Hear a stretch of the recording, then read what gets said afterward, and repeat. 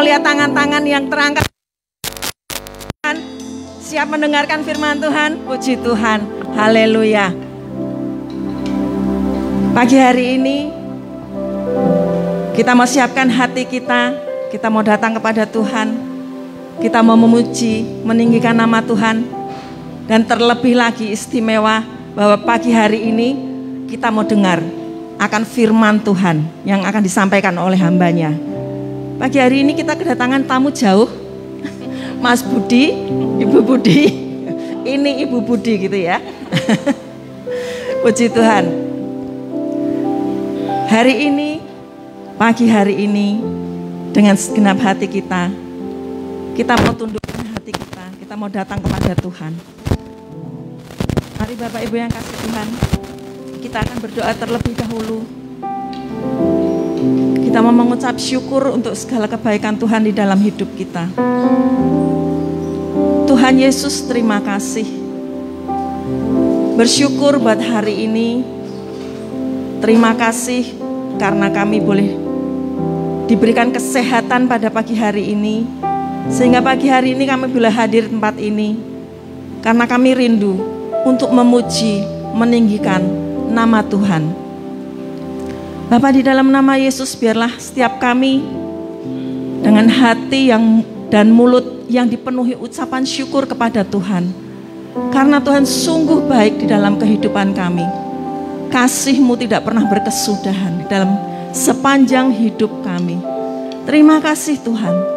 Terima kasih Yesus. Engkau sungguh baik dalam kehidupan kami. Kasih-Mu sungguh terbukti di dalam kehidupan kami. Dan biarlah ucapan syukur itu terus keluar dari mulut kami. Meninggikan nama Tuhan, memuliakan nama Tuhan. Haleluya, haleluya Yesus Tuhan.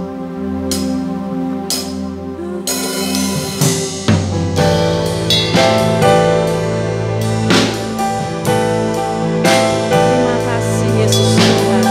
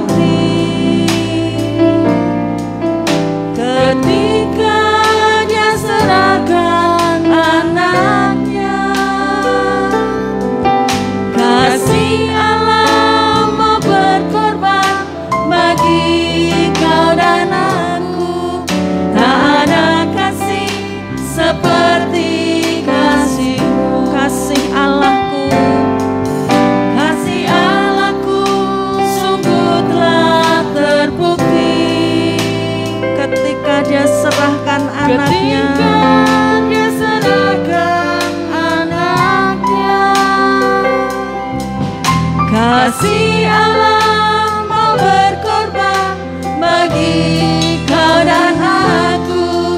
Tak ada kasih seperti kasih-Mu. Bersyukur, bersyukur, bersyukur, bersyukur,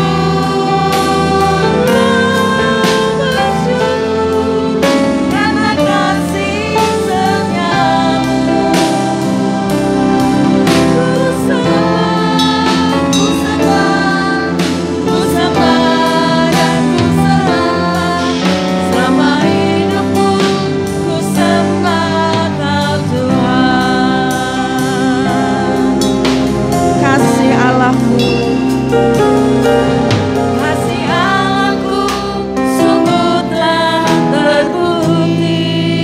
Ketika Dia serahkan anaknya, ketika Dia serahkan anaknya,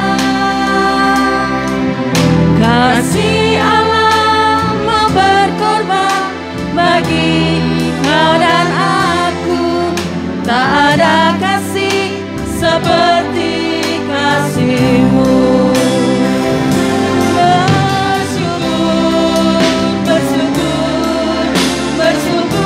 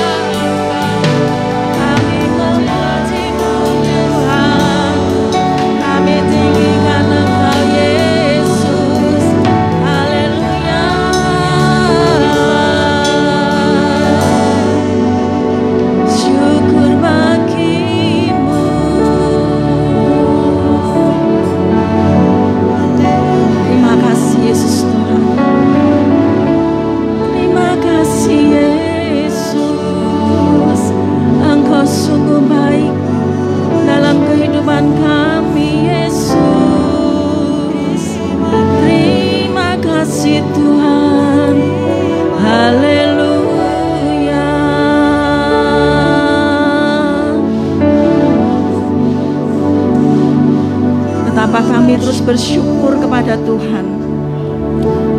Oleh karena kebaikan Tuhan di dalam hidup kami, Engkau mengorbankan diri untuk kami ya Tuhan. Terima kasih Yesus, darah-Mu tercurah di kayu salib untuk menebus dosa-dosa kami Tuhan. Terpujilah Engkau Tuhan. Layaklah Engkau disembah, layaklah Engkau dipuji dan ditinggikan Yesus. Haleluya, haleluya, haleluya. Pagi hari ini Tuhan,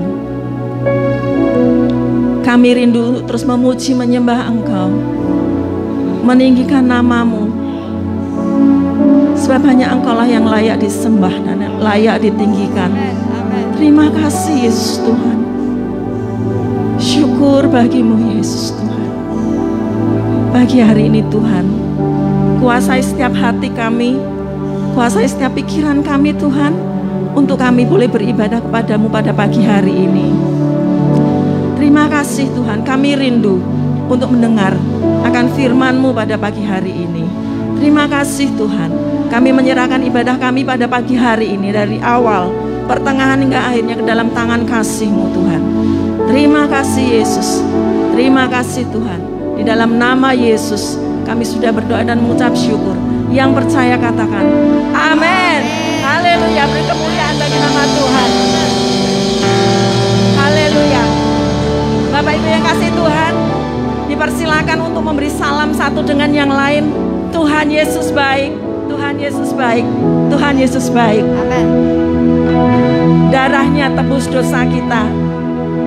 Dan kita yakin, kita sangat yakin bahwa Tuhan Yesus yang sudah memberikan kekuatan kepada kita, yang memberikan kesembuhan bagi yang sakit. Amin. Amin. Dia penolong kita.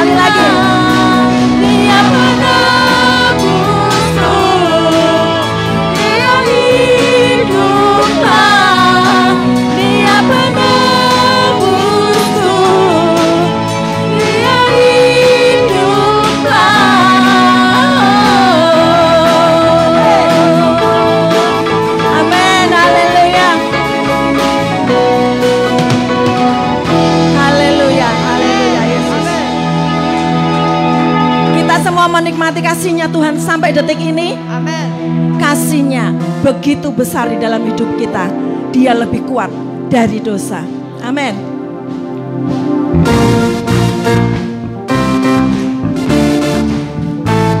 Haleluya.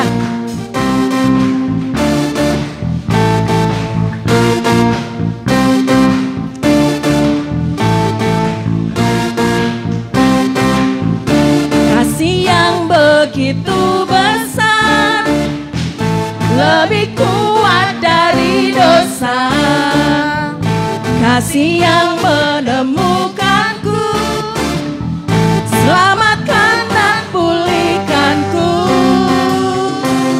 Ku naikkan, ku tak akan berhenti memuji, meninggikan nama-Mu selalu, menari, memuliakan-Mu. Dibebaskan, dibangkitkan, hidup yang Kau berikan kini hanya untuk-Mu.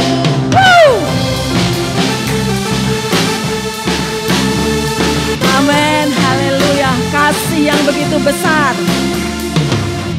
begitu besar, lebih kuat dari dosa.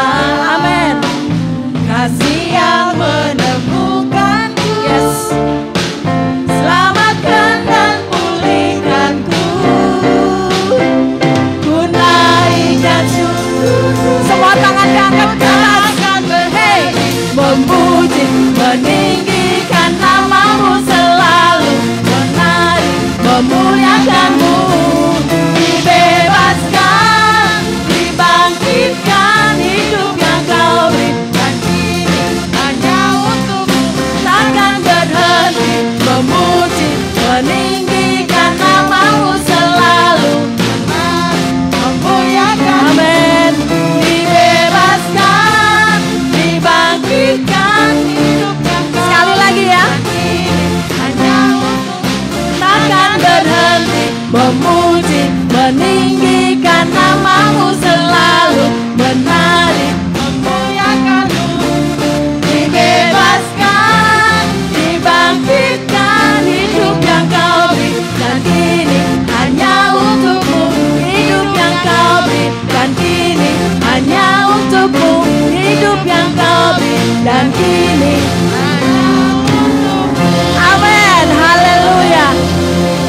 Silakan duduk Bapak Ibu.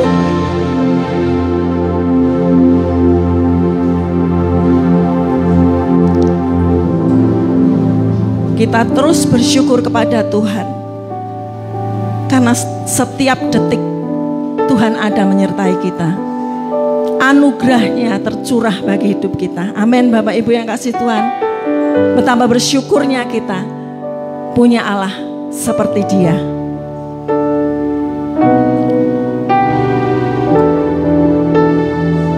Haleluya Yesus Tuhan, Engkau sungguh baik. Haleluya Yesus.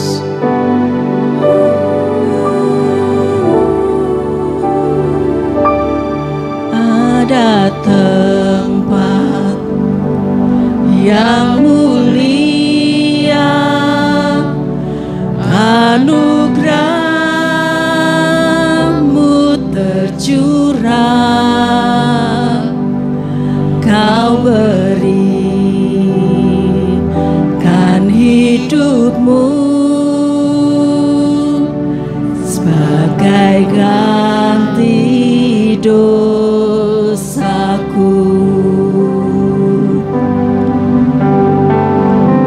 Amin, haleluya Yesus. Lebih dari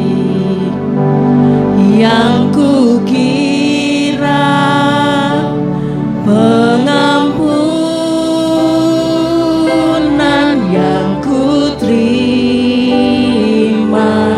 kasih Yesus yang abadi.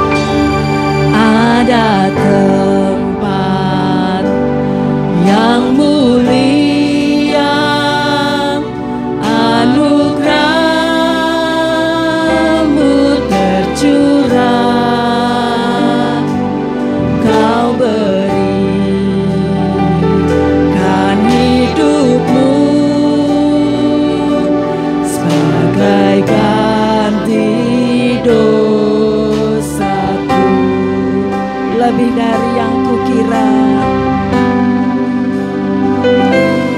Lebih dari yang kukira, pengampunan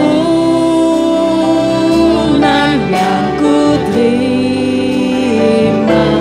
kasih Yesus yang abadi mengalir di Kalvari. Oleh karena salibmu, seluruh hidupku milikmu, Tuhan. Darahmu sucikanku, kuasa salibmu pulihkan. Amin, amin. Saya jemput Bapak Ibu untuk bangkit berdiri. Yes.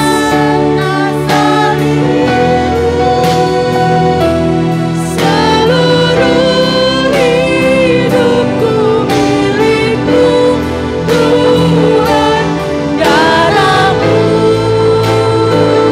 sucikanku, kuasa salibmu pulihkan. Oleh karena salibmu,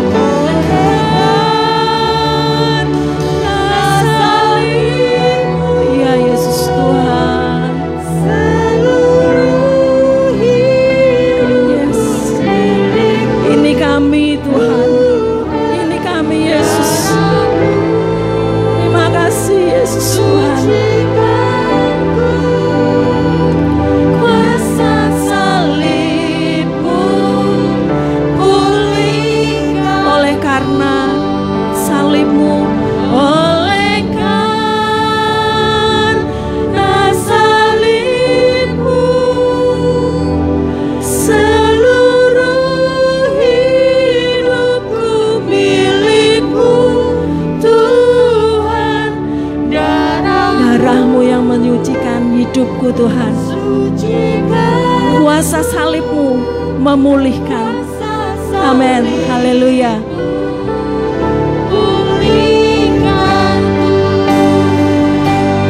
Oleh karena salibmu,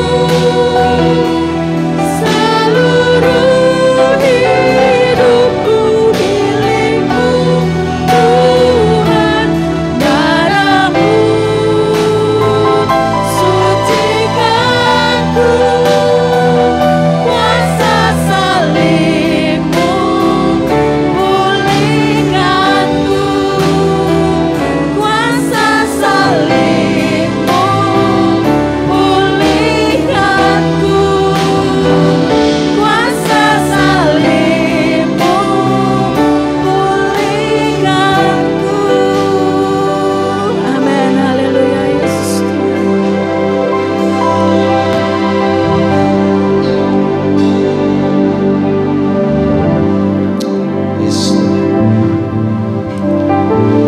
Tidak ada sesuatu pun yang sanggup memulihkan kami kecuali karena salib Kristus. Tidak ada sesuatu pun yang bisa menggantikan kami dan menebus dosa kami kecuali Kristus Yesus. Oleh karena itu pagi hari ini kami bersyukur kepada Tuhan, mengingat kembali pengorbanan-Mu di Kalvari, anugerah terbesar bagi kami. Tak henti-hentinya kami bersyukur buat perbuatan Allah yang ajaib bagi kami.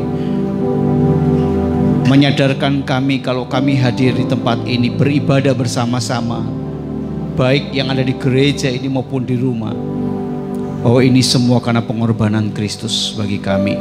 Rasa syukur kami kepada Tuhan, kami buktikan bahwa kami setia beribadah kepada Tuhan.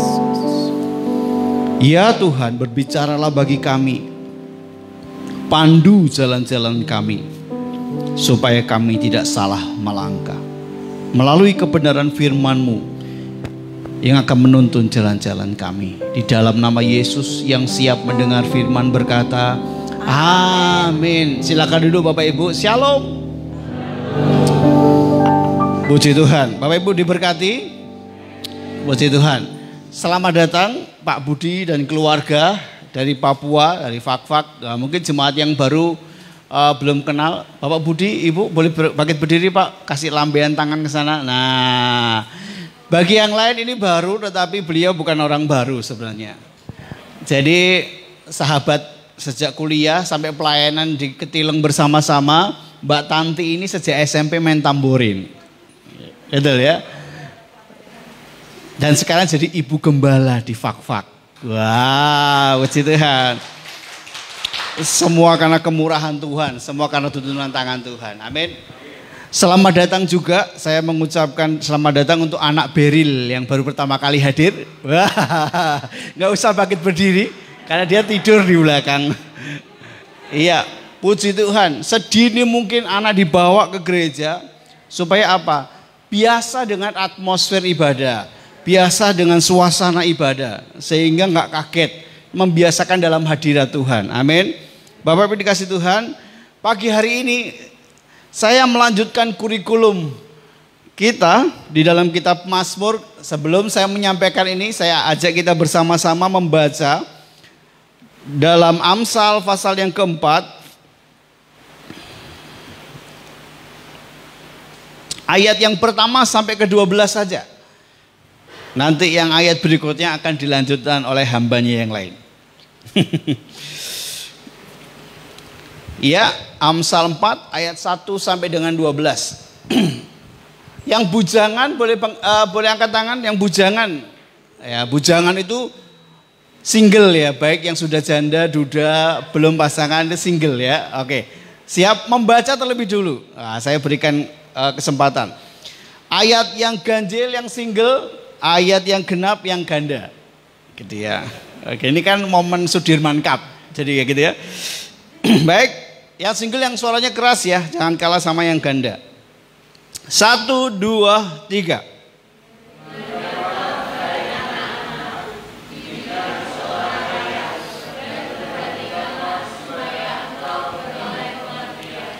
Karena aku memberikan ilmu yang baik kepadamu, janganlah meninggalkan petunjukku.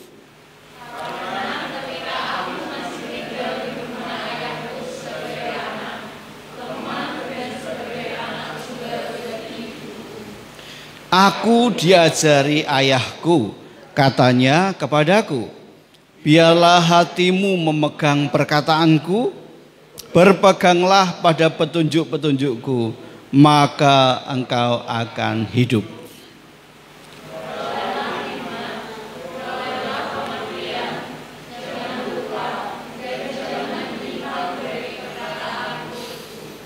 Janganlah meninggalkan hikmat itu, maka engkau akan dipeliharanya. Kasihilah dia, maka engkau dijaganya.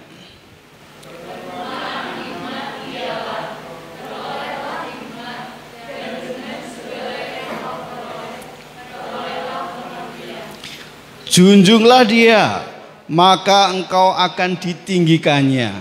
Engkau akan dijadikan terhormat apabila engkau memeluknya.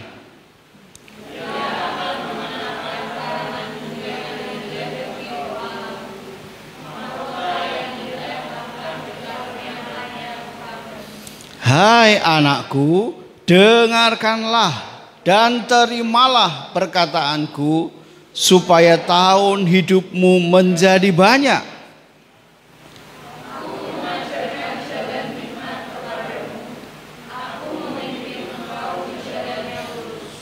Bila engkau berjalan, langkahmu tidak akan terhambat. Bila engkau berlari, engkau tidak akan tersandung. Katakan amin. Amin. Puji Tuhan. Bapak Ibu Saudara sekalian, kalau Bapak Ibu pernah beli sebuah kendaraan, baik baru maupun bekas, atau produk-produk mungkin HP baru, Bapak Ibu akan mendapatkan satu buku seperti ini. Namanya buku pedoman. Betul ya? Kalau Bapak Ibu beli motor baru, mobil baru nggak dapat buku ini, Bapak Ibu bisa minta.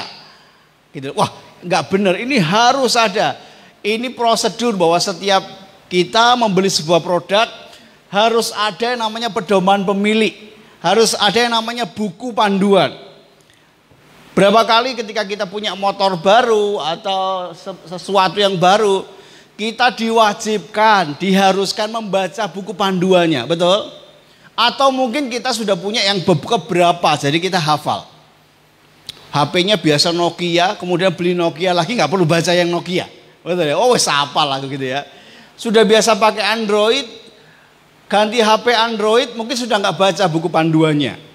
Tapi kalau dari Android ke iPhone harus baca buku panduannya, kalau nggak bisa. Atau sebaliknya. Artinya kita semua dalam membeli sebuah produk-produk, kita membutuhkan satu guiding, kita membutuhkan satu buku panduan. Paham? Ketika kita punya kendaraan, kalau baru kita miliki, kita nggak pernah punya kendaraan yang seperti itu dan kita nggak punya buku panduan, jangan-jangan kita salah menggunakannya, salah mempergunakannya. Ada tulisan-tulisan di dalam buku ini yang hati-hati, berbahaya, perhatikan, warning, jangan dilakukan. Ini terjadi, ini ada dalam buku-buku petunjuk Bapak Ibu yang mempunyainya. Contohnya apa? Ketika Bapak Ibu nggak pernah baca, mungkin jarang ada yang baca buku petunjuk HP. Ada di sana ketika Anda masuk ke rumah sakit, di dalam ronsen atau dekat ruang ini Anda tidak boleh menyalakan HP. Contohnya lagi ketika ada di dalam pesawat, kenapa toh HP harus dimatikan? Bagi kita apa hubungannya HP saya dengan sinyal navigasi? Toh saya duduknya paling belakang nih, dekat kamar mandi, kan jauh dari navigasi. Ketika kita nggak memahami itu, kita akan bertindak sembrono. Dan ketika kita sembrono, maka akan membahayakan bukan hanya diri kita, tetapi orang lain juga. Seorang pilot, mantan pilot, suatu hari dalam penerbangan di Indonesia sangat terkejut. Karena apa? Melihat orang Indonesia abai terhadap yang namanya HP, smartphone. Karena apa? Ketika di dalam pesawat sudah nyala, sudah siap berangkat, kanan kirinya itu masih main HP, masih WA-an, masih mengabari saudaranya, masih selfie, masih upload story. Wah, aku di pesawat, guys, pramugarinya cantik loh. Masih seperti itu, membuat sang pilot ini deg-degan. Indonesia nih, ini orangnya berani mati apa nggak tahu peraturan. Satu kali pilot ini bercerita kepada seorang teman yang duduk di sampingnya. Nah, kemudian menceritakan salah satu kasus terjadinya yang namanya Adam Air, yang satu kali harus mendarat di Bali, sudah kelihatan itu namanya bandaranya, tapi nggak sampai di sana, jegur ke laut. Gara-gara apa? Saksi mengatakan ada orang yang karena sudah lihat ada landasan, HP-nya dinyalakan. Ketika HP dinyalakan, sinyal elektromagnetiknya itu mengganggu turbin yang ada di sebelah kanannya. Jadi entah bagaimana, akhirnya turbin itu berhenti. Jet itu berhenti. Karena terganggu oleh sinyal HP. Sepertinya sepele, sepertinya nggak masuk akal bagi kita karena nggak ketok. Tetapi justru itu membuat kecelakaan yang akhirnya memakan korban jiwa. Bapak Ibu, sekali lagi, dalam kehidupan kita pun ada yang namanya guiding book of life. Buku pedoman kehidupan. Apakah itu? Firman Tuhan. Kalau Bapak Ibu dan saya sudah bosan, malas baca Alkitab itu ada dua. Satu karena hafal, di luar kepala. Saking di luar kepalanya nggak ada yang di dalam. Semua di luar, betul ya? Jadi nggak baca Alkitab lagi karena wes apal. Pendetanya ngomong apa, aku tahu ayatnya letaknya di mana, mungkin bisa begitu. Atau yang kedua, tidak tertarik sama sekali untuk membaca Alkitab. Padahal hidup kita masih panjang. Padahal setiap hari kita melakukan sesuatu. Padahal setiap hari kita mengambil keputusan-keputusan. Betul ya? Setiap pagi kita diperhadapkan dengan pilihan. Yang dimana kita harus memutuskan pilihan-pilihan itu. Bapak Ibu bangun pagi, hari ini saja coba perhatikan. Dihadapkan dengan pilihan enggak? Bangun pagi, Kalau sudah rutinitas, mau mandi dulu atau makan dulu, pilihan. Kalau pas buka lemari itu loh Bapak Ibu, pakai baju yang mana ya? Karena kemarin hari batik, maka hari ini pakai batik. Gitu ya. Hari batik nasional mulai pakai. Oh ya, saya mau pakai batik. Apakah Bapak Ibu nggak memiliki pilihan lain dengan batik-batik yang ada di lemari? Milih ini. Batik ini lengan panjang sumu. Kasih lengan pendek motifnya. Ini udah sering saya pakai. Mulai cari batik yang lain toh. Dihadapkan dengan pilihan-pilihan. Setelah mandi pakai baju, mulai milih. Aku minum kopi apa minum teh ya. Kalau sarapan kayaknya enggak lah, kali ini enggak sarapan. Dihadapkan dengan pilihan-pilihan. Apalagi soal mengambil keputusan-keputusan hidup. Bapak, Ibu dan saya perlu yang namanya buku panduan kehidupan. Bapak, Ibu dan saya memerlukan buku pedoman kehidupan, yaitu firman Tuhan. Apa hubungannya? Firman Tuhan pagi hari ini berisi hikmat, membicarakan hikmat yang akan menolong kita, memandu jalan hidup kita supaya kita nggak salah melangkah. Pertanyaannya, kenapa hikmat? Perhatikan ayat yang kita baca tadi, ayat yang kelima dan ayat yang ketujuh saya akan bacakan bagi kita. Perolehlah hikmat, perolehlah pengertian. Ayat yang ketujuh. Permulaan hikmat ialah perolehlah hikmat, dan dengan segala yang kau peroleh, perolehlah pengertian. Lihat, Amsal berkata kepada kita, kejar, perolehlah, dapatkanlah hikmat. Ini anjuran, ini dorongan, ini perintah yang dalam ayat 1 sampai 3 digambarkan seperti seorang ayah memberikan perintah kepada anaknya, memberikan ajaran kepada anaknya. Ini loh nak, ada hal yang penting yang harus kamu punyai. Ada hal yang paling krusial dibandingkan semua masalah makan, minum dan sebagainya, yaitu masalah hikmat. Pentingnya engkau mengejar hikmat, pentingnya engkau memperoleh hikmat. Perolehlah, artinya ada dorongan kuat bahwa setiap kita harus mengejar yang namanya hikmat. Tentunya hikmat di dalam firman Tuhan. Ibu Gembala beberapa waktu lalu sudah menjelaskan, ada banyak orang punya hikmat, tetapi yang gak sesuai dengan firman Tuhan, itu bukan hikmat yang benar. Karena orang punya hikmat, orang punya kepandaian, pengertian, bisa juga diperlakukan dengan salah. Untuk apa? Merugikan orang lain, karena tidak disertai takut akan Tuhan. Amsal sedang memberikan ajaran kepada kita. Salomo sedang mengajarkan kepada kita hal yang penting dalam hidup kita untuk mengambil keputusan-keputusan hidup kita. Hidup kita nggak hanya hari ini, besok, lusa, tahun depan, 2 tahun lagi, 5 tahun lagi, kita akan dihadapkan dengan keputusan-keputusan dalam hidup kita yang berarti. Bisa jadi itu antara hidup dan mati. Bagaimana saya mengambil keputusan? Hikmat Tuhan yang akan menolong kita. Bapak Ibu dikasih uang banyak, belum tentu Bapak Ibu bisa mengelolanya kalau gak punya hikmat dari Tuhan. Berapa banyak orang punya berkat, punya tiba-tiba dapat rezeki nomplok, dapat lotre. Seorang pemulung di Amerika dapat lotre, kaya, dapat uang miliaran rupiah. Tapi perhatikan, karena dia gak punya hikmat, berapa tahun kemudian didapati orang itu mulung lagi. Di mana bekas-bekas uang miliaran itu di mana? Gak ada, karena dia gak punya hikmat. Gak berbicara soal pentingnya harta, bukan. Firman Allah sedang mementingkan bagaimana kita, manusia ini loh, manusia berdosa, yang mengelola harta, yang mengelola titipan Tuhan, yang mengelola apapun yang Tuhan percayakan bagi kita, diperlukan hikmat dan pengertian. Bapak Ibu yang dikasih Tuhan, kita perhatikan di sana. Firman Tuhan mengatakan gini, betapa pentingnya hikmat, sehingga hikmat itu harus diperoleh. Firman Tuhan tadi yang kita baca juga mencatat, hikmat itu harus diingat, gak boleh dilupakan. Karena ingat, setiap hari kita mengambil keputusan, setiap hari kita mengambil suatu tindakan yang itu diperlukan hikmat. Ingat hikmat yang daripada Tuhan. Ingat firman Tuhan. Supaya kita tidak salah melangkah. Hikmat harus dijalani. Bukan disimpan di otak kita yang terbatas ini. Harus dilakukan. Dan hikmat jangan ditinggalkan.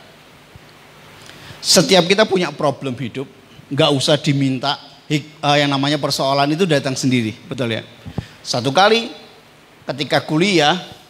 Saya ulang tahun. Tiba-tiba berdoa gini. Tuhan, untuk tahun ini saya minta Tuhan kasih hikmat kepada saya. Dan ternyata setelah berdoa begitu, hari-hari berikutnya itu masalah saya tambah berat. Di ujung setahun kemudian saya pikir kok tahun ini berat sekali ya. Saya baru ingat, oh ya karena saya minta hikmat dari Tuhan. Kalau minta hikmat gunanya apa? Untuk menyelesaikan persoalan. Oh kenapa ada hikmat? Untuk membuat jalan-jalan kita baik atas persoalan-persoalan kita. Nah, Bapak Ibu nggak usah minta persoalan, tapi perhatikan kalau Bapak punya hikmat, Bapak Ibu punya hikmat, persoalan itu bisa ditolong. Jadi tidak ada seorang pun dari anak Tuhan, dari jemaat Tuhan di tempat ini yang mengambil cara yang salah dalam mengambil keputusan karena punya hikmat yang daripada Tuhan. Jadi harus diperoleh. Yang muda, yang tua, yang kecil semua harus punya hikmat, harus mengejar hikmat. Harus diingat siang dan malam. Setiap hari jangan pernah melupakan hikmat yang daripada Tuhan. Harus dijalani. Jangan ditinggalkan. Oleh karena itu kita mau belajar yang pertama dari hikmat ini. Perhatikan bahwa berpegang pada hikmat mendapatkan hidup. Katakan amin. Iya, berpegang pada hikmat mendapatkan hidup. Perhatikan nas yang akan saya tayangkan. Ayat yang keempat. Pasal 4 ayat 4 di sana dikatakan, aku diajari ayahku katanya kepadaku. Biarlah hatimu memegang perkataanku, berpeganglah pada petunjuk-petunjukku, maka engkau akan hidup. Ketika kita berpegang pada hikmat, hikmat kita akan memperoleh hidup. Artinya, Pak, memangnya kita mati hari ini. Bukan masalah hidup dan mati itu.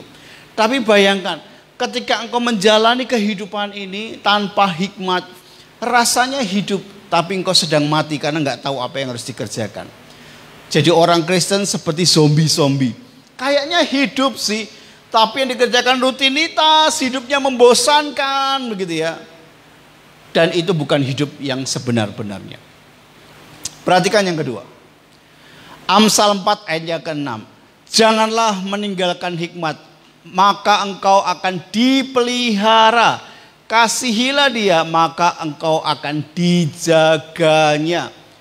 Hidup kita terjaga karena kita punya hikmat. Hidup kita menjadi berarti karena kita punya hikmat. Apalagi ditambah ini yang sering kita doakan ketika kita berulang tahun. Amsal 4 ayat yang ke-10. Hai anakku, dengarkanlah dan terimalah perkataanku supaya tahun hidupmu menjadi banyak alias panjang umur. Siapa yang pengen panjang umur?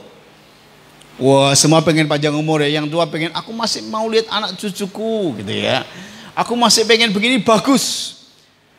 Orang-orang tua harus tetap punya target ke depan, harus punya masa depan, harus punya iman, harapan di depan. Ketika seorang tua, seorang nenek, seorang kakek sudah nggak mau punya harapan lagi, perhatikan saya. Di sana mulai timbul penyakit demi penyakit yang menggerogoti. Karena sudah melemah. Karena nggak ada lagi yang bisa diharapkan. Artinya aku meh opo meneh. Mau ngenteni tanggal kapan aku dipanggil Tuhan. Loh, memangnya siapa yang tahu tanggal dan tahun? Mulai siapkan baju mana yang saya akan pakai ketika saya meninggal. Nggak salah menyiapkan itu. Tetapi kalau belum jadwalnya ya masa kita mau diam-diam saja. Sambil berputus asa, aku mau apa lagi? Oh udah sendirian, Tuhan dan dipanggil. Iya kalau dan dipanggil. Kalau masih lama, yang muda mendahului. Ayo, Bapak Ibu dan saya diberikan panjang umur, perlu hikmat Tuhan untuk menjalaninya. Kalau enggak hidup kita akan kita buang sia-sia dengan ngelangut, dengan melakukan hal yang tidak berguna. Hari ini kita belajar ketika kita berpegang pada hikmat, kita beroleh hidup. Ada panjang umur, bukan hanya sekedar umur dipanjangkan, tetapi maksudnya ditambah-tambahkan tahun. Artinya kita terus menikmati berkat Tuhan dalam hidup kita. Kita menikmati indahnya hidup bersama dengan Tuhan yang tidak bisa dinilai dengan uang. Amin. Enggak selalu loh berkat Tuhan itu berupa uang. Enggak. Tetapi ketika kita tahu penyertaan Tuhan bagi kita, itu lebih hebat dari uang. Amin. Ketika kita tahu Allah menyertai kita, Allah bersama dengan aku dalam pergumulanku, itu nggak bisa dihargai oleh uang. Bapak Ibu punya uang, tetapi ketika Bapak Ibu mengalami krisis masalah percaya diri, Bapak Ibu mengalami krisis soal penyakit-penyakit, uang sebanyak apapun nggak bisa mengundur kematian kita. Bapak Ibu dan saya perlu berpegang pada hikmat, terutama hikmat Tuhan.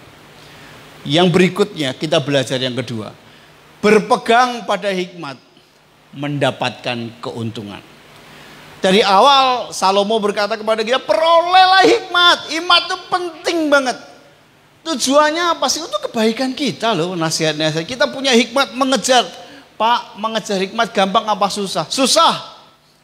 Karena harus ada effort besar. Harus ada kemauan, harus ada perjuangan dalam hidup kita untuk cari Tuhan. Aku pengen punya hikmat yang daripada Tuhan. Enggak bisa diem-diem aja, enggak bisa malas-malasan. Kita berjuang untuk mendapatkan hikmat. Bapak Ibu yang dikasih Tuhan, kenapa kita berjuang? Karena ada keuntungan bagi kita. Kalau enggak ada keuntungan sama sekali dengan kita punya hikmat, firman Tuhan enggak akan mengajarkan kita tentang hikmat. Amsal seorang yang paling berhikmat ketika itu tahu bahwa kehidupan ke depan itu ada begitu masalah yang berat. Raja yang besar dan kaya itu, seharusnya kita berpikir apa masalahnya seorang raja? Apa-apa dia punya, yang dia mau dia tinggal minta. Tetapi atas hikmat Salomo yang diberikan oleh Tuhan, dia tahu bahwa manusia tidak semuanya aman dan nyaman. Ada kalanya kita mengalami krisis-krisis yang berat. Hidup itu banyak dinamikanya. Ada naik, ada turun. Ada yang berkata seperti roda yang berputar. Kadang di atas, kadang di bawah. Yang lebih parah, sudah di bawah gembes pula. Gitu ya, bocor. Itu namanya amblek. You know amblek? Sudah di bawah kempes kan gitu ya, bocor. Ya sudah di bawah itu. Betapa menyakitkannya. Kapan muternya ke depan? Berat. Salomo tahu atas ilham Allah bahwa ke depan dan manusia itu punya masalah yang besar. Maka saran yang terbaik, kejar hikmat, peroleh hikmat, karena hikmat menjadi guiding kehidupan kita. Perhatikan apa sih keuntungan kita? Nah, ini yang menarik bagi kita. Ayat yang ke-8 di sana. Kita akan ditinggikan. Kita akan terhormat, perhatikan ya, junjunglah dia, maka engkau akan ditinggikan.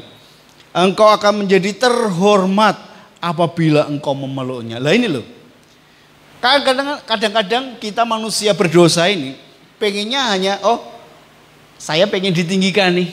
Siapa sih yang gak pengen terkenal? Siapa yang gak pengen dapat kedudukan terhormat dalam sebuah pekerjaan? Wah, orang bekerja itu ya pengen juga naik karirnya dong. Masa dari dulu sampai selama-lamanya OB terus kan nggak enak kan ya. Paling tidak jadi ketua OB. Wah gitu ya. Ada peningkatan, ada progres. Orang yang bekerja pengen ada gitu. Kita pengen ditinggikan, kita pengen terhormat. Mungkin dalam hal yang lain juga. Tapi perhatikan ada syarat. Ada hal yang kita kerjakan. Yaitu dengan cara ini. Junjunglah dia. Ketika kita sudah memperoleh hikmat, junjunglah hikmat tinggi-tinggi. Utamakan ke depan hikmat. Maksudnya gini, jangan ego kita. Ego kita seringkali membuat kita tersandung, betul? Kita merasa hebat, aku pinter. Justru seringkali kemampuan kita, kebiasaan kita, kebisaan kita membuat kita tersandung. Dan kita nggak dihargai orang. Bukan kehormatan yang kita terima, tapi kehinaan. Karena apa? Kita merasa bisa. Ternyata kita gagal. Saya mau katakan lebih baik orang yang dianggap gak bisa, tetapi bisa melakukannya. Bebannya lebih ringan daripada ini loh, orang yang dianggap bisa, yang dipanggilnya kepada yang terhormat Bapak Yosua, jebule ora iso ngerjake. Lebih isin. Lebih memalukan. Kenapa? Kita mengutamakan ego kita. Bapak Ibu, sekali waktu saya ingat berapa tahun lalu ada jemaat kita namanya Mas Daniel, pemain gitar yang menikah dengan Susan. Ketika mau diberkati di Jogja, saya nggak masuk hitungan. Nggak masuk hitungan. Karena apa? Oh, di sana dosen-dosen hebat, doktor-doktor, termasuk Pak Kris Marantika almarhum. Nanti aku yang berkati katanya. Wah, senang dia. Mas, yang berkati Pak Kris Marantika. Wah, hebat. Ya, pokoknya kami hadir, saya bilang. Kami hadir. Berapa waktu mendekati hari H, tinggal seminggu, mulai bergeser. Pak, Mas, nggak jadi Pak Kris. Ganti Pak Nur Anggraito. Ada dosen kami. Oh, nggak apa-apa. Itu pun masih oke. Tinggal 3 hari dikatakan, Pak Nur gak mau memberkati, ganti lagi yang lain. Satu alternatif lain, Pak siapa gitu loh. Oh enggak apa-apa, yang penting Anda berkati. 2 hari sebelum menikah, semua gak mau berkati, lepas tangan. Yang dokter-dokter melepaskan diri. Kemudian kembali, ya wes terakhir, ya yang berkati ya gembalamu yang di Semarang itu gitu loh. Oh gitu, oke. Oh ini jemaat kan ya, kita sebagai gembala, oke siap, berangkat. Saya semangat melayaninya. Dihadiri yang nggak mau berkati itu hadir semua tuh, dokter-dokter hadir semua. Tahu gak Bapak Ibu? Saya semangat bukan karena saya mau dihormati, tidak.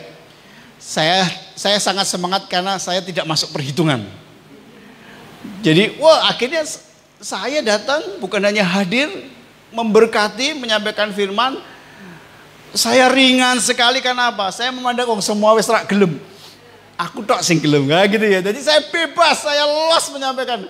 Dan mereka senang dan menikmati acara pemberkatan nikah itu. Maksud saya begini, ada begitu banyak orang ya yang pengen, buat aku sing diundang gitu ya. Aku sing khotbah. Ada hamba Tuhan yang berkali-kali ngomong kepada saya, Yos, gimana gerejamu? Puji Tuhan Pak lancar. Kayaknya aku udah lama ya nggak khotbah di gerejamu. Orang tak undang malahan. Beneran. Wah kayaknya gerejamu tuh perlu ini. Nanti coba undang aku, tak kasih masukan ini. Gak tahu undang malahan. Yang dia cari apa? Dia pengen dihargai, dia punya kemampuan dan ingin menunjukkan kemampuannya. Maaf, ini malah nggak laku. Justru firman Allah, prinsip yang pernah kita pelajari 2 minggu yang lalu, orang yang merendahkan diri akan ditinggikan. Orang yang congkak akan direndahkan. Karena Tuhan yang punya hak. Tuhan yang mempromosikan orang. Tuhan yang nggak pakai orang. Itu tergantung Tuhan. Makanya yang pertama kita kejar hikmat. Karena keuntungan bagi kita dengan kita punya hikmat, memeluk hikmat, kita mendapatkan rasa hormat. Hidup kita terjaga, ora sembrono dalam pekerjaan. Ada begitu banyak orang yang lebih hebat dari kita. Tidak usah meninggikan diri, karena Tuhan meninggikan orang pada waktunya. Yang berikutnya keuntungan hikmat bagi kita. Kita dipelihara dan kita dijaga. Ayat yang ke-6. Jangan meninggalkan hikmat itu, maka engkau akan dipeliharanya. Kasihilah dia, maka engkau dijaganya. Bapak Ibu yang dikasih Tuhan, ketika kita memegang hikmat, kita memperoleh hikmat, ayo dipelihara. Jangan dibuang. Kalau sudah punya, yuk dipelihara hikmat yang daripada Tuhan. Apapun firman Tuhan yang kita dengar, mungkin itu menyakitkan kita, jengkel, nggak sesuai dengan kedagingan dosa kita. Yang pengennya enak, yang pengennya melakukan apa yang saya mau. Tetapi firman Tuhan selalu punya aturan yang bagi kita kadang-kadang berat. Tapi perhatikan, peliharalah walaupun berat, jagalah walaupun itu berat. Karena itu membuat kita tetap hidup. Kita tetap terjaga di dalam Tuhan. Banyak orang-orang Kristen keluhannya sama. Ora enak dadi wong Kristen. Iki ra entuk, kuwi ra entuk. Betul ya? Ada yang memagari begitu rupa. Ada aturan-aturannya bagi kita nggak tertulis, tapi itu berat. Bapak Ibu, ayo kita menyadari bahwa itu diizinkan Tuhan supaya menjaga hidup kita tetap aman. Bukankah banyak orang-orang di luar kita hari ini, aku punya uang, aku bebas melakukan apa saja, duit-duitku, hak-hak saya yang kerja keras, saya mau buat apa terserah, bebas sebebas-bebasnya. Perhatikan, sampai satu kali orang-orang ini terjerat dengan narkoba, dia nggak bisa bebas seperti yang dia inginkan. Oh, saya bebas. Koruptor mau bebas hari ini tidak bisa. Karena ketika dia ditangkap, perbuatannya itu diingat sampai kapanpun selagi YouTube masih ada. Betul loh. Diingat terus. Anaknya lihat, klik nama papahnya muncul di YouTube. Oh, papaku koruptor. Cucunya ngeklik lagi muncul. Oh, kakekku koruptor dulu. Akan diingat. Yang dulunya bebas gak ada orang tahu. Kita udah kerja sama nih. Wah, sak gereja iki wis tak suap kabeh, pakai sesendok-sesendok. Gak akan bicara, tetapi lihat ketika semua terungkap, selesai. Hikmat kayaknya berat, tapi peliharalah, jagalah. Di sana kita akan terjaga, hidup kita penuh damai. Amin. Gak ada orang yang bisa menuduh kita kalau kita memelihara hikmat. Kenapa? Kita dipeliharanya, kita dijaganya dalam usaha. Kita mau ditipu orang, kita dijaga Tuhan. Bapak Ibu, seminggu yang lalu ada seorang mbak apa ibu saya nggak tahu. Pokoknya tiba-tiba ya shalom. Saya jawab shalom juga. Wes diem. 3 hari kemudian telepon. Hari Selasa tepatnya, Selasa kemarin. Shalom Pak Pendeta. Ya, ini dengan Pak Pendeta Yosua. Betul. Gimana Mbak? Oh, saya dapat nomor Bapak itu dari pendeta ini. Saya kenal, itu teman saya. Oh iya, saya kenal. Gini. Katanya saya direkomendasikan untuk hubungin Pak Yosua. Oh iya. Gimana Mbak? Apa yang bisa saya bantu? Saya bilang gini, Pak bisa tolong saya enggak? Kalau saya bisa, kami akan tolong. Tapi kalau enggak bisa, maaf kami enggak bisa tolong. Ini apa ya Mbak? Gini Pak, bisa minta tolong berkati saya enggak? Maksudnya berkati itu gimana? Kan gitu, doa berkat bisa ya. Tak berkati dalam nama Yesus usahamu sukses. Gak bisa ya. Walaupun saya tahu maksudnya. Saya mau nikah Pak. Gitu loh. Tolong diberkati. Loh, jenengan bergereja di mana? Kan gitu pertanyaan utamanya. Gerejamu di mana? Suamimu, calon suamimu di mana ibadahnya? Dia sebutkan beberapa gereja. Pernah di Blora. Kemudian sekarang di Semarang di gereja ini. Ya sudah. Minta aja kepada gerejamu, tapi nggak bisa gerejanya Pak, gitu lah. Mbak gerejanya di mana? Saya ini, ya sudah ke gerejamu sana. Pak ini alasannya. Gini loh Pak, saya tuh kan sudah dikasih rekomendasi dari pendeta tertentu. Saya tak jadi jemaatnya Pak Yosua, boleh nggak? Iya boleh. Ya, bilang, jadi jemaat siapa yang nggak boleh? Boleh. Nanti setelah menikah gini. Oh begitu maksudnya. Gimana Pak syaratnya? Gampang. Saya bilang gini. Jadi jemaat dulu 1 tahun. Terus kemudian ikut kelas 9 kali pertemuan. Lama sekali Pak. Loh katanya mau jadi jemaat kami. Saya nggak memberkati yang bukan jemaat. Saya bilang silahkan mau jadi jemaat kami. Tapi bukan setelah menikah. Tapi jadi jemaat dulu baru saya nikahkan. Kalau jadi jemaat baru dinikah saya mau. Tapi berapa lama? 1 tahun jadi jemaat. Kemudian baru 9 kali pertemuan. Kok lama? Lah memang kesesuaian apa toh Mbak? Memang mau menikah kapan? Kalau bisa bulan depan, Oktober gitu. Lah kok enak gitu loh. Loh. Emang aku pendeta apaan gitu ya? Nah yang lain mungkin gini, wani piro. Itu ada wani piro. Nah, enggak, kami sudah mengalami itu beberapa kali, bukan 1-2 kali. Klasik banget lah cerita itu. Wah saya dari Jakarta, calon saya di Jogja, saya mau nikah di Semarang. Lah kok rumit sekali ini gitu loh. Mbak maaf, saya bukan nggak mau bantu loh ya, saya mau bantu. Tapi syaratnya ini, setahun dulu jadi jemaat, 9 kali pertemuan kelas pranikah. Mateng kan, padahal Oktober bang mau nikah dia. Loh Pak kok lama sekali, gak bisa dibuat ini Pak, apa diekstrak gitu ya, ekspres. Memangnya base atau eksekutif gitu ya, Enggak mbak, itu syaratnya. Saya bilang, kalau mau silahkan. Atau gini pak, besok minggu ini loh, saya tak datang ke gereja bapak, kita ngobrol-ngobrol. Oh silakan datang, saya bilang silakan datang, tapi syarat dan ketentuan itu berlaku. Kemudian setelah, waduh berat ya pak. Oh enggak berat. Saya bilang, lah kesusu nikah itu kenapa? Ada apa? Kan gitu ya, saya enggak mau telisik. Ini syarat kami, enggak cocok sudah, silakan. Akhirnya, oh iya pak, terima kasih ya pak. Iya. Saya telepon pendeta yang kasih rekomendasi itu. Pak, karepmu piye? Kok ada orang ini siapa? Yang direkomendasikan ini siapa? Wah, aku yo ora kenal. Lho ora kenal kok. Dikeke aku. Karena rumahnya lebih dekat ke Pak Yos daripada ke saya. Saya di BSB katanya. Lah, jenengan ora kenal kok diuncalke ning aku. Kuwi ketokne jemaat kae lho, Pak, kae lho. Oh iya. Tak kirim fotonya ke pendeta yang disebutkan. Kemudian kami bilang, iya pak, kui pernah ke gereja kami, tapi bukan jemaat kami. Wah, ini piye terus aja nih wong ngopo to gitu. Wah, saya gini, Bapak Ibu perhatikan. Banyak orang mengambil kesimpulannya sendiri. Banyak orang mengambil keputusannya sendiri. Orang ning gereja ora apa-apa. Gereja jajan terus. Enggak pernah memutuskan diri untuk tinggal dalam satu gereja dan digembalakan. Ini salah satu repotnya, mau menikah aja susah gitu loh ya. Bukan gak mau memberkati, tetapi kalau engkau terikat dalam gereja, apapun persoalannya ayo dibicarakan. Karena engkau jemaat. Tapi kalau gak jemaat, ya siapa yang mau? Kecuali tadi ya, ada tendensi menjual mimbar, menjual akte pemberkatan nikah, wani piro. Kecuali ada yang begitu, itu tanggung jawabnya dengan Tuhan. Tapi kalau enggak, janganlah. Harus dengan hikmat bahwa oh iya ke depan aku harus menundukkan. Ini tanda bahwa kita rendah hati. Menundukkan diri kepada gereja.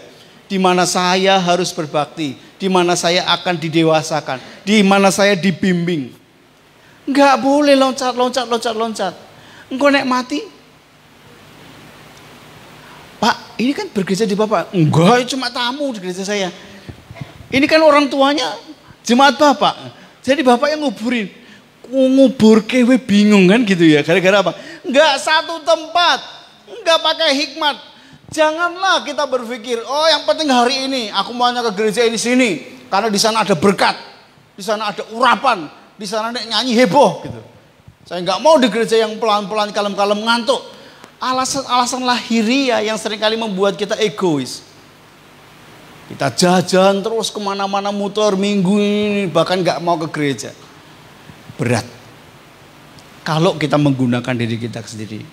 Bagaimana kita mau berkata bahwa hikmat itu memelihara kita? Bagaimana kita mau berkata bahwa hikmat itu menjaga kita?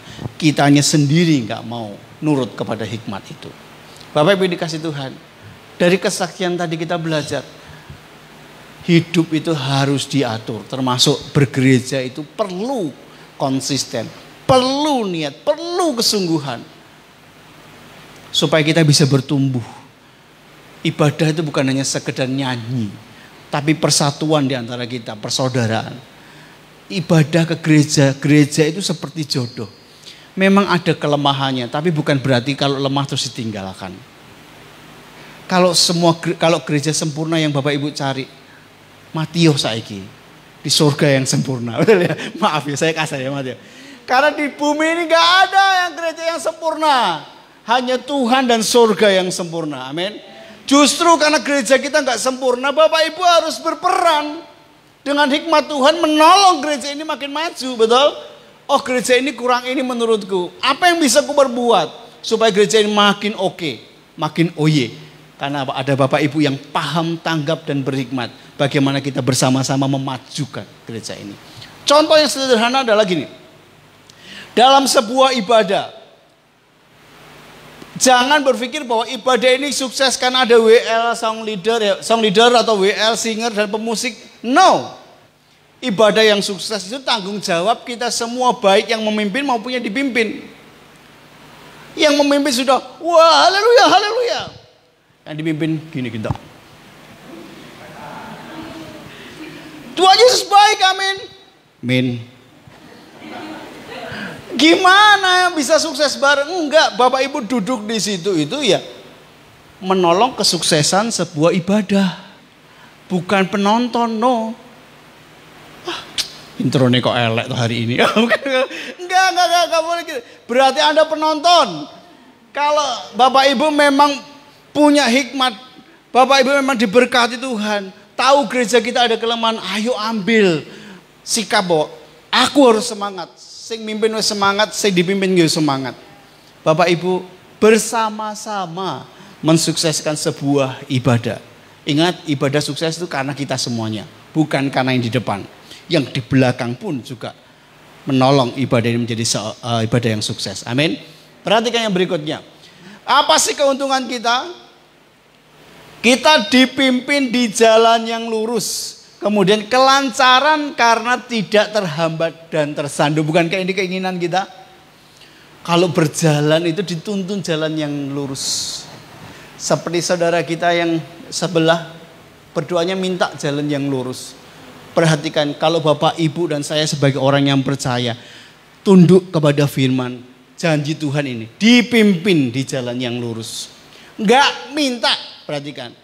Asal engkau tahu hidupmu berkenan kepada Tuhan, engkau kejar hikmat, engkau sungguh-sungguh dengan firman Tuhan, otomatis hidup kita ini dipimpin kepada jalan yang lurus. Menggok nurani kita berkata dengan hikmat Tuhan, salah jalanmu nang, balik. Kita kan, oh iya salah jalan saya. Ini namanya dipimpin di jalan yang lurus. Ada begitu banyak masalah depan, iya. Tetapi kalau kita diberikan hikmat oleh Tuhan, keuntungannya apa? Kita dilancarkan.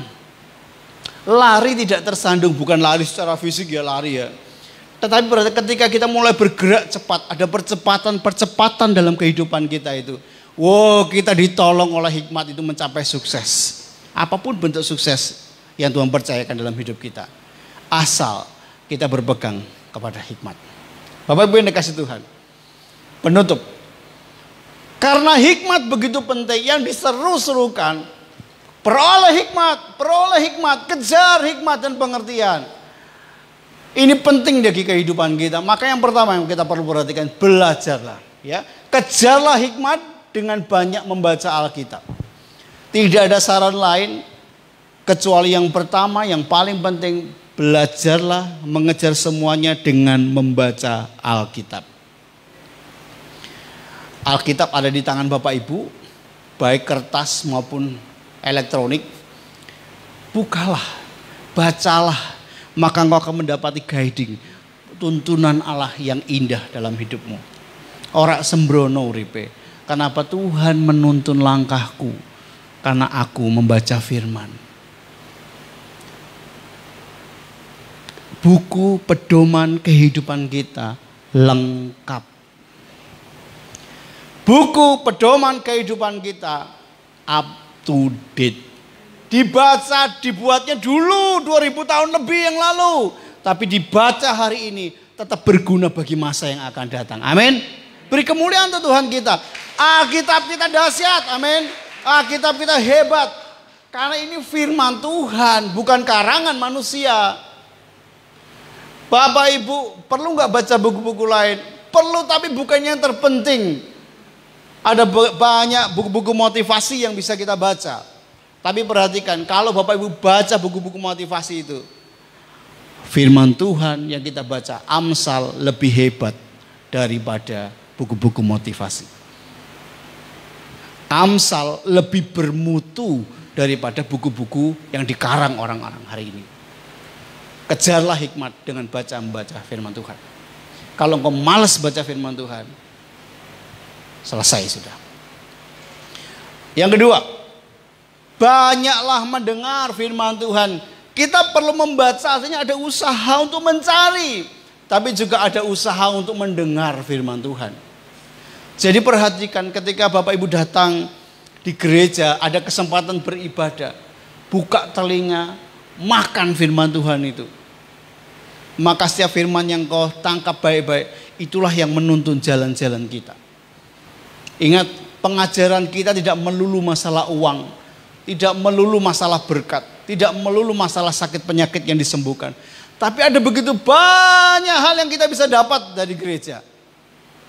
Ada konsep masalah pekerjaan, ada konsep masalah hubungan suami istri, semua gamblang dibicarakan di dalam gereja. Oleh karena itu dengar, ada saatnya kita membutuhkan setiap firman yang kita dengar dalam setiap ibadah kita. Wanita punya komunitas, selagi engkau bisa membagi waktu dan tidak begitu sibuk, tidak begitu penting yang lain, ibadahlah wanita. Pria datang, kau akan dikuatkan. Semakin kita banyak dengar firman Tuhan, semakin banyak hikmat yang kita peroleh. Membaca perlu, mendengar juga perlu. Yang terakhir, gunakan dengan benar dan setia setiap hikmat, pada setiap hikmat yang Tuhan berikan pada kita. Bukan di sini, kerjakan, gunakan untuk kemuliaan nama Tuhan dengan takut akan Tuhan. Maka engkau akan hidup, keuntungan-keuntungan ada padamu dan padaku. Tuhan akan tolong kita semuanya. Bapak Ibu yang dikasih Tuhan, Tuhan Yesus memberkati kita semuanya. Kita berdoa bersama-sama. Mohon dengan kasih Pak Budi boleh berdoa untuk firman Tuhan pagi hari ini, Pak.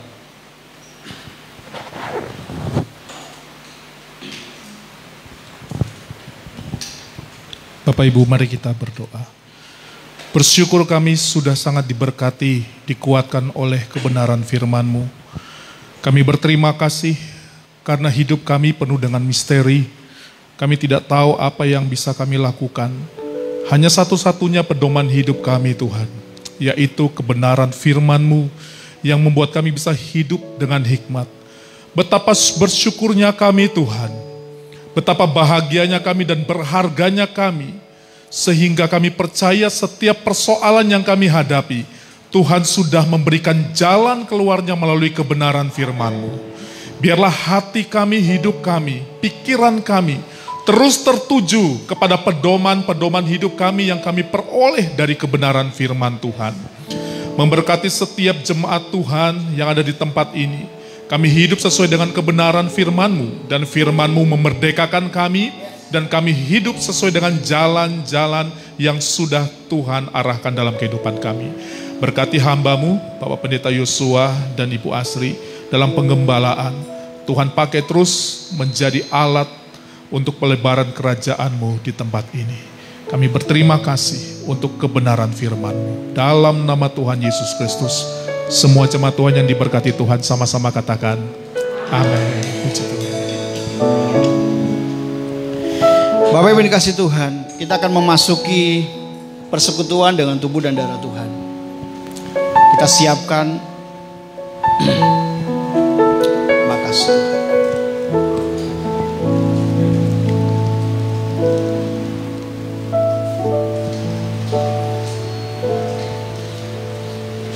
Yes Tuhan.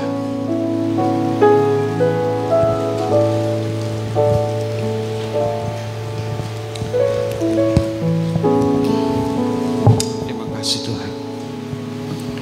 Mari siapkan hati. Ingat lagi pengorbanan Kristus yang luar biasa bagi kita. Kasihnya tak terukur. Tidak bisa dihitung dengan apapun karena begitu besar bagi kita. Yesus, Engkau mati bagi kami Tuhan, selagi kami masih berdosa. Itu menunjukkan bahwa kasih karunia-Mu luar biasa Tuhan. Terima kasih Tuhan. Katakan bersama-sama, tak terukur kasih-Mu Yesus, Kau telah mati gantikan diriku, Kau curahkan darah-Mu untuk tebus dosaku. Tak terukur kasih-Mu Tuhan, Yesus Tuhan. Tak terukur kasih-Mu Yesus,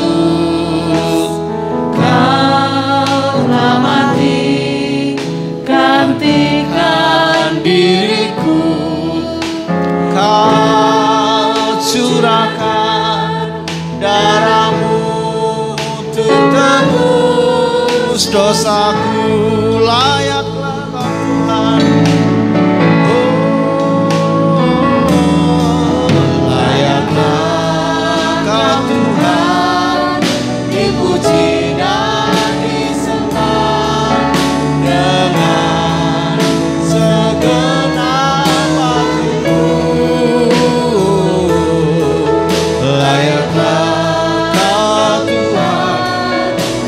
dipuji dan disembah dengan segenap hati. Mari bangkit berdiri bersama-sama. Layaklah Kau Tuhan, dipuji dan disembah dengan segenap hatiku.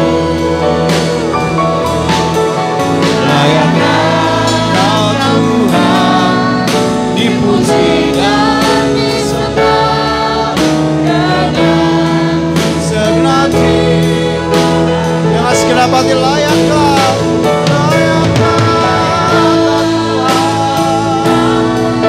dipuji dan disembah. Amin Tuhan, segenap hatiku. Layaklah Kau Tuhan, dipuji dan disembah dengan segenap hati.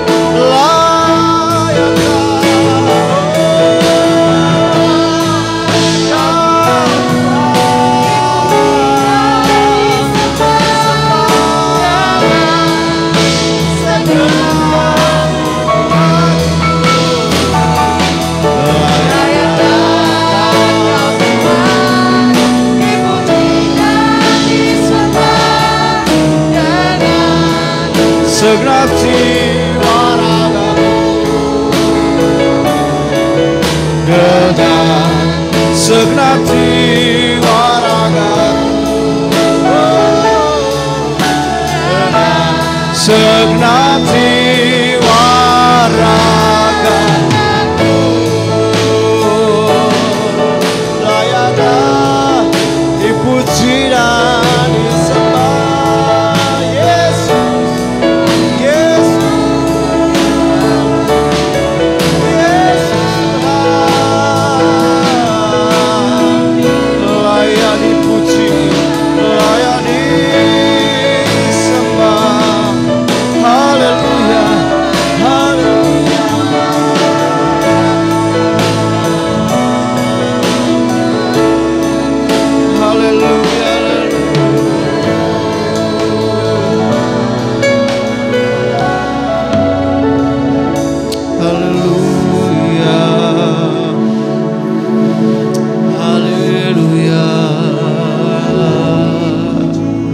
Di tangan kita ada roti yang melambangkan tubuh Kristus yang terpecah bagi kita.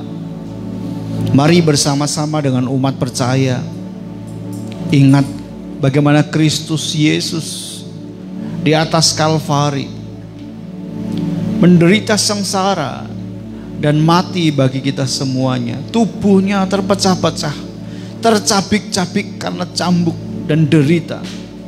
Semua karena kasih-Nya pada kita.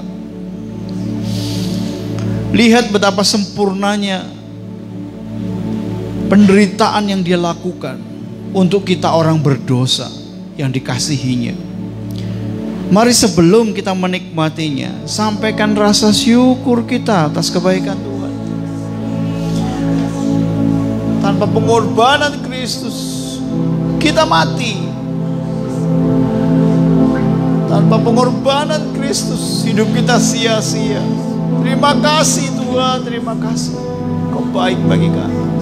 Terima kasih Tuhan, Engkau rela berbuat ini untuk kami. Kami bersyukur Tuhan. Kami bersyukur Tuhan.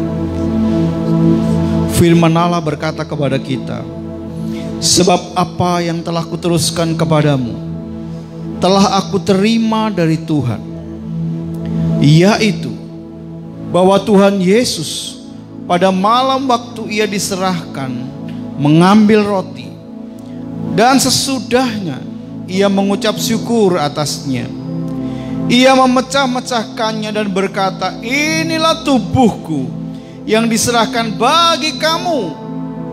Perbuatlah ini menjadi peringatan akan aku. Kita makan bersama-sama di dalam nama Tuhan Yesus Kristus.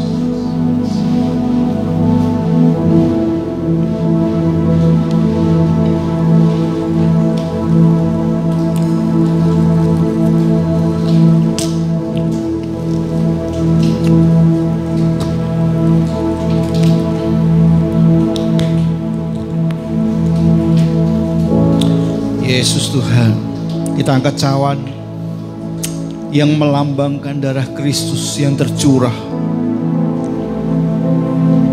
Darahnya yang menyucikan, darahnya yang mentahirkan segala kenajisan-kenajisan kita, darahnya yang menyembuhkan segala sakit penyakit kita. Melalui darah yang tercurah, kehidupan kita yang baru dimulai, yaitu hidup dalam kemuliaan Tuhan. Terima kasih Tuhan, terima kasih. Firman Allah berkata, demikian juga ia mengambil cawan sesudah makan, lalu berkata, cawan ini adalah perjanjian baru yang dimeteraikan oleh darahku. Perbuatlah ini setiap kali kamu meminumnya menjadi peringatan akan aku. Sebab setiap kali kamu makan roti ini dan minum cawan ini, kamu memberitakan kematian Tuhan sampai ia datang. Di dalam nama Yesus kita nikmati bersama-sama. Haleluya. Mari bersyukur kepada Tuhan. Terima kasih Tuhan.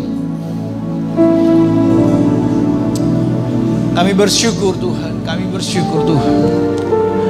Mari sampaikan dalam perkataan-perkataan kita ucapan syukur untuk kebaikan Tuhan, untuk pengorbanan Kristus yang luar biasa. Terima kasih Tuhan. Karena salib-Mu ku hidup, karena salib-Mu ku menang. Amin.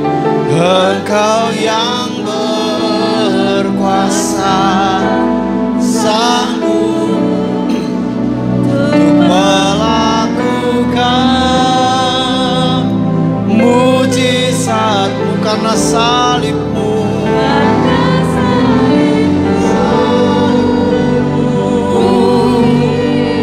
Yes, yes Tuhan, karena salib-Mu menang. Apapun beban hidup kami, persoalan kami, karya salib Kristus menuntaskan semuanya. Glory, glory, haleluya. Untuk melakukan sekali lagi karena salib-Mu, karena salib-Mu ku hidup, karena salib-Mu ku menang. Engkau yang berkuasa, sanggup untuk melakukan mujizat-Mu di hidupku. Kita percaya bahwa ketika kita mempercayai kuasa salib Kristus, segala penyakit kita juga disembuhkan. Tidak ada persoalan yang susah. Mujizat masih ada di dalam nama Yesus Kristus. Tetap percaya kepada Tuhan, setia kepada Tuhan. Engkau akan melihat perkara-perkara yang dahsyat atas apa yang Tuhan kerjakan dalam hidupmu. Di dalam nama Yesus kami bersyukur untuk Tuhan, untuk pengorbanan-Mu di Kalvari. Bersyukur untuk bersatunya kami di meja dengan Tuhan, dengan tubuh dan darah Tuhan. Di dalam nama Yesus Kristus. Haleluya. Amin. Silakan duduk Bapak Ibu. Yes. Baik, sebelum kita akhiri ibadah pada pagi hari ini, ada beberapa pengumuman yang perlu kita perhatikan bersama-sama. Sekolah minggu hari ini masih ibadah online melalui link Superbook yang akan saya bagikan. Dan saya berharap kemarin orang tua murid sudah dimasukkan dalam grup. Ada grup baru namanya grup anak-anak sekolah minggu untuk GKB kita, di mana gereja kita punya program setiap anak dari usia dari kelas 1 sampai kelas 6 yang mengikuti link ini, ada guru yang bertugas akan memberikan pertanyaan. Ya, untuk dijawab oleh anak-anak tersebut dan ada hadiahnya. Nah, gitu ya. Untuk anak-anak yang di bawah kelas 1 dari 0 sampai TK sampai TK besar, orang tua wajib mendampingi dan kasih foto hari itu. Ya, foto anaknya sedang mengikuti ibadah online. Ada reward untuk semuanya itu. Fungsinya apa Bapak Ibu? Kita mau concern, kita mau memperhatikan juga bahwa anak-anak harus tetap ibadah. Mungkin kami gembala tidak bisa memperhatikan, tidak tahu di rumah ibadah atau tidak. Tetapi kami, guru-guru sekolah minggu, mencoba untuk benar-benar serius mendorong Bapak Ibu untuk benar-benar mendampingi, memastikan anak-anak itu tetap beribadah sekolah minggu. Gitu ya, tolong kerjasamanya, ayo kalau Bapak Ibu hadir dapat hikmat Tuhan, anak-anak juga perlu hikmat Tuhan melalui ibadah mereka secara online. Gitu ya Bapak Ibu. Next, hari Senin kita ada kado, kunjungan dan doa bersama dengan keluarga Pak Niko. Nanti waktunya kita akan sesuaikan ya Pak Niko ya. Hari Selasa tanggal 5 Oktober ada ibadah wanita Maria, pujian Ibu Iwandita, doa syafaat Ibu Eni, pembicara Ibu Astri, tempat di ruang serbaguna jam 6:30. Mari hadir bersama-sama ya yang merasa wanita ya. Bapak Ibu, hari Rabu tanggal 6 Oktober kelas pemahaman Alkitab. Jangan lupa yang butuh konsultasi cepat hari ini konsultasi. Karena hari Rabu kita akan melaksanakan tes khotbah. Tepuk tangan dong untuk anak-anak kita. Iya, tes khotbah. Ya, hari Kamis yang lalu sudah ada 3 yang konsultasi. Serius, saya sangat bangga, sangat mendukung sekali supaya mereka semua dipakai Tuhan secara luar biasa. Enggak harus jadi pendeta, tetapi menjadi alat bagi kemuliaan nama Tuhan. Kemudian hari Jumat 8 Oktober ada ibadah Yud, WL Saudari Gio, pemusik Saudari Ica, Ian, Henok, dan Benaya. Hari Sabtu 9 Oktober ada latihan pujian untuk ibadah raya. Kemudian hari Minggu tanggal 10 Oktober ibadah akan dilayani oleh pujian Saudari VB, singers Elis dan Gio, pemusik Ibu Ardi, Saudari Ica, Saudara Ian, Nathan dan Benaya, Asar Bapak dan Ibu Kamto, LCD Saudari Elsa. Bapak Ibu dikasih Tuhan, minggu depan kami kalau jadi saya dan istri sudah ada jadwal kunjungan di Jepara. Ada tugas kunjungan di sana untuk menyiapkan mereka dewasa juga dan menyiapkan Natal di Pospei tersebut. Jadi dukung kami juga dalam doa supaya Pospei ini makin dewasa dan siap untuk didewasakan, gitu ya. Ada PR khusus, hari Sabtu kami harus berangkat lebih awal Bapak Ibu. Mungkin agak pagian dikit karena ada satu alumni KBTC, bukan Mas Yefta, tetapi alumni KBTC yang lain yang minta konsultasi, gitu, ngobrol, mau sharing soal gereja, soal secara khusus mau membicarakan soal administrasi gereja. Mereka lihat kok terbantu dengan apa yang kami bicarakan soal administrasi di gereja kita, mereka pengen diajarin. Jadi doakan dan bersyukur bahwa gereja kita boleh jadi berkat juga, secara administrasi juga boleh jadi berkat. Kiranya Tuhan memberkati apa yang sudah kita lakukan dan saya berdoa dan ayo kita bersama-sama jadikan gereja ini jauh lebih baik lagi untuk kemuliaan nama Tuhan. Amin. Bapak Ibu, kita akan akhiri ibadah kita. Ibu Gembala ada tambahan pengumuman? Tidak. Mari bangkit berdiri bersama-sama.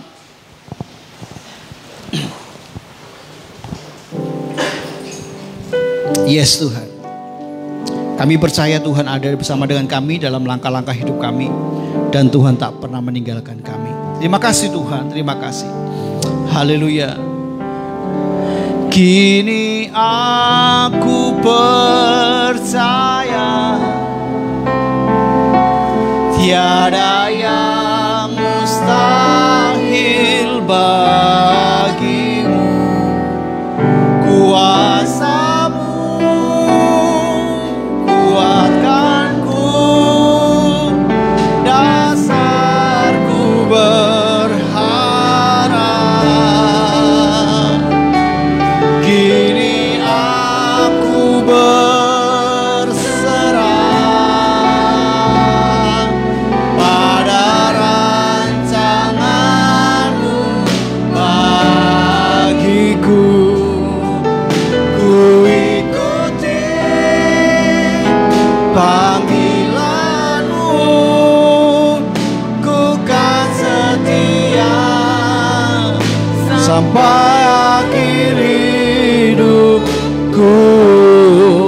dengan iman kepada Tuhan.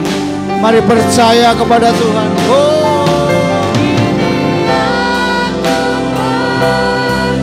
Kami percaya bahwa tidak ada yang mustahil bagi Tuhan.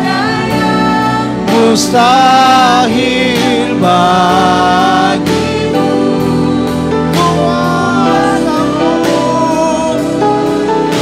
Kuatkanku, dasarku berharap. Kini aku berserah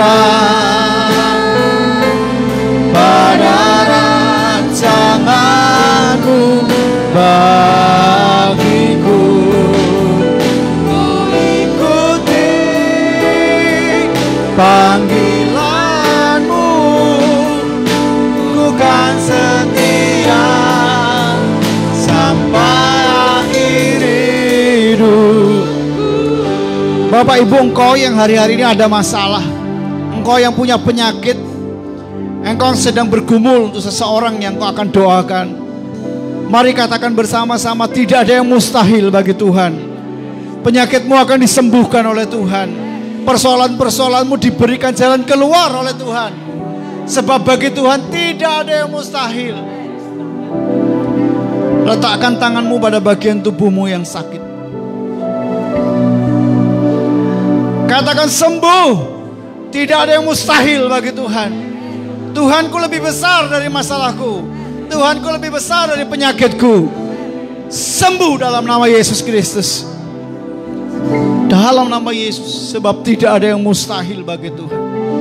Engkau yang bergumul tentang ekonomimu, tidak ada yang mustahil bagi Tuhan. Berharaplah kepada Tuhan. Hiduplah benar di hadapan Tuhan. Maka pintu-pintu berkat akan dicurahkan bagimu. Sebab tidak ada yang mustahil bagi Tuhan. Menurut manusia, pintu-pintu tertutup, jalan-jalan buntu. Sebab bagi Tuhan tidak ada jalan buntu. Dia akan membuka jalan bagimu. Engkau yang bertobat, engkau yang sungguh-sungguh berharap kepada Tuhan dan hidup benar, diberkati oleh Tuhan. Jalan-jalanmu dituntun dan ditolong oleh Tuhan. Dan kau melihat kemuliaan Allah dinyatakan dalam hidupmu. Engkau akan bersorak-sorai di hadapan Tuhan. Engkau akan tersenyum penuh kelegaan karena pertolongan Tuhan dahsyat dalam hidupmu. Dalam nama Yesus Kristus. Engkau yang hari ini berbeban berat, engkau hari ini yang frustasi, saya mau katakan sebagai hamba Allah, ada Tuhan yang bersama dengan engkau. Ada Tuhan yang bersamamu, nak. Jangan khawatir, jangan undur, jangan putus asa.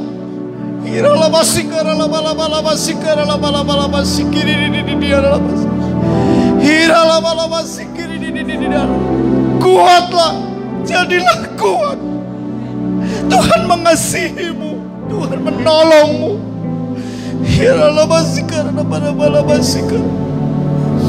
Tuhan beri kekuatan hati kepada setiap umatmu yang ada dalam pergumulan yang berat hari-hari ini.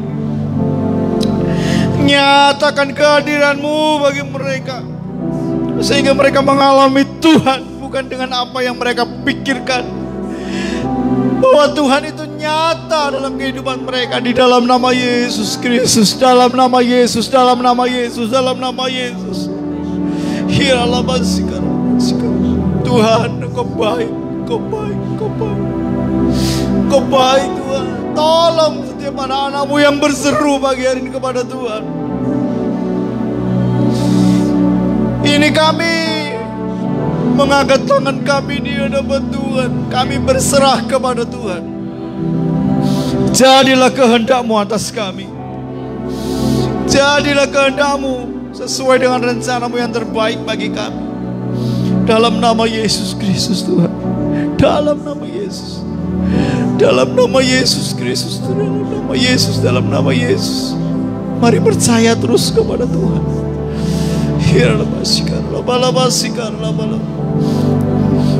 Katakan dengan setengah suara, kini aku percaya Tuhan. Kini aku percaya.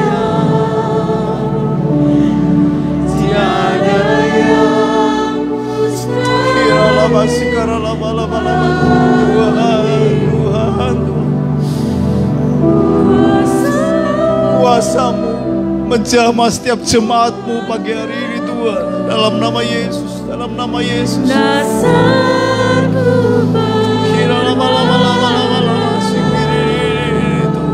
Aku mau berserah Tuhan. Mari berserah kepada Tuhan. Mari berserah. Biar kehendak Tuhan yang jadi.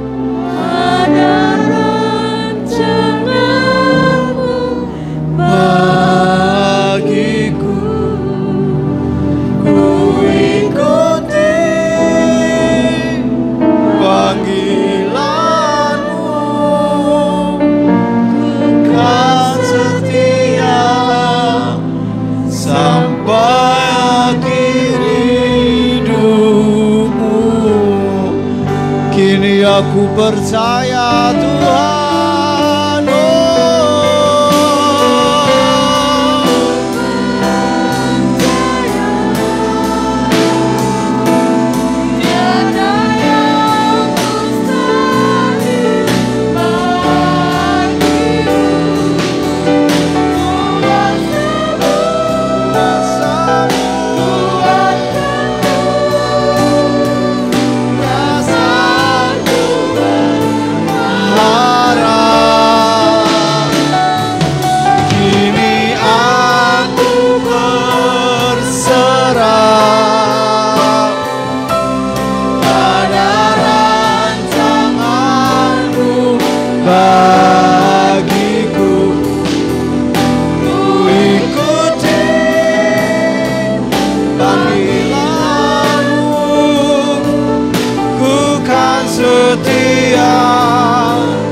Sampai akhir hidupku, ku ikuti panggilan-Mu, ku kan setia sampai akhir hidupku. Sekali lagi ku ikuti.